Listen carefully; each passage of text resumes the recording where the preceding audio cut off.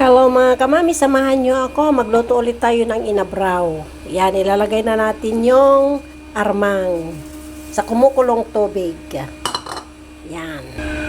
At syempre, ilalagay natin yung laplapayag. Syempre, hindi ko na pinakita yung pinanghugas ko, no? Tapos ilagay na natin dito sa kumukulong alamang na may tubig. Yan. Kulo-kulo lang ng konti. Kulo-kulo. Yan. Pakuluan natin yan. Ay, ang sarap ng ulam ko. Yan. Kulo. Pakuluan lang natin. Yan. Pakuluan lang natin, ha.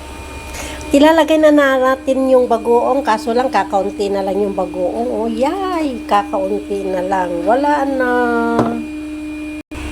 Ilagay na natin yung okra. Tapos, pakuluan ng pakuluan.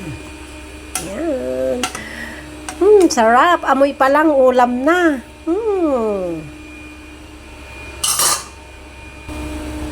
Ayan, sarap na. Kulong-kulo na siya. So, lagay na natin yung malunggay.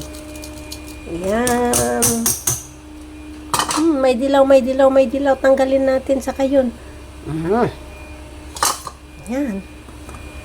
Tapos, haluin natin.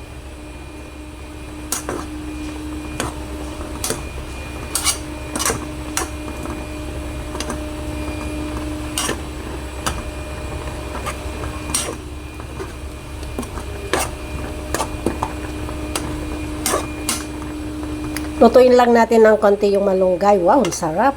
Konti lang ang sabaw.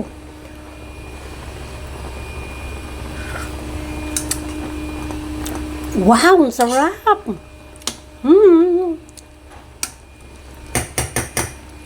Okay ng templa. Bye-bye!